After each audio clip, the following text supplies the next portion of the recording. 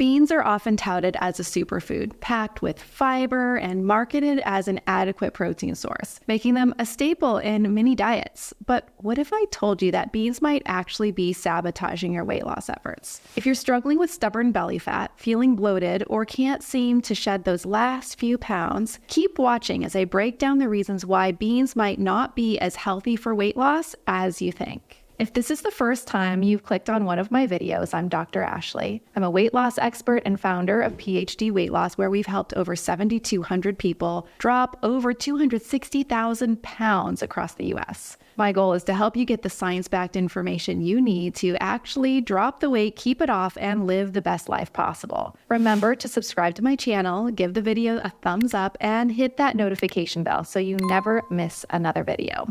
All right, let's dive in and let's start with the basics. Beans are high in carbs, and while carbs aren't inherently bad, the carb to protein ratio in beans is not ideal when it comes to weight loss. For instance, let's do a little comparison. Imagine you're trying to get the same amount of protein from beans as you would from 6 ounces of chicken breast. So here's 6 ounces of chicken breast, and it contains about 50 grams of protein.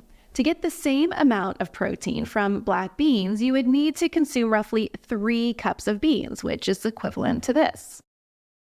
So this and this has the same amount of protein. The kicker is that those 3 cups of beans come with 120 grams of carbs, more than most people need to eat in an entire day, and 660 calories. In contrast, this 6 ounces of chicken comes with virtually 0 carbs and only 230 calories. The difference is crucial, especially if you're trying to lose weight or manage that carb intake. But it's not just about the quantity of protein, it's also about the quality. The protein in beans is less bioavailable compared to animal protein. This means that your body doesn't absorb and utilize the protein from beans as efficiently. While animal proteins like beef and chicken and fish are complete proteins containing all the essential amino acids, beans actually lack some of these essential amino acids, making them incomplete proteins. Beans also contain a thing called phytates, which binds to minerals like iron and zinc, reducing their absorption. In fact, only about 20 to 25% of the irons in beans is absorbable.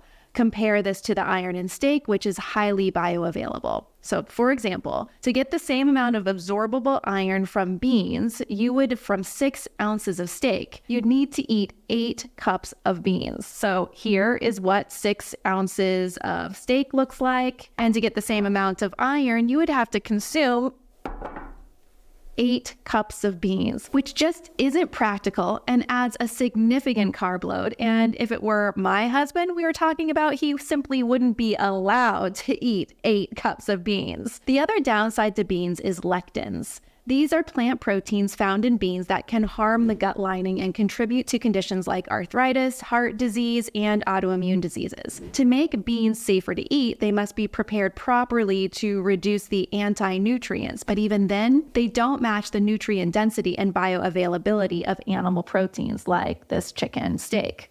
So then what's the takeaway here? Well, while beans have their place potentially in some people's diet, and they could be a good source of fiber, relying on them as your primary protein source might not be the best strategy, especially if you're looking to drop that weight and optimize your nutrient intake. Animal proteins provide more bioavailable nutrients without the excess carbs, making them a superior choice for a lot of people. In summary, while beans are marketed as a superfood, they're not the best option for everyone. If you're aiming for effective weight loss and nutrient absorption, consider incorporating more animal proteins into your diet. Thanks for watching, and let me know if any of this surprises you in the comments below. If you want some additional tips on what to eat to lose that weight, download my step-by-step guide with the link in the description. See you next time.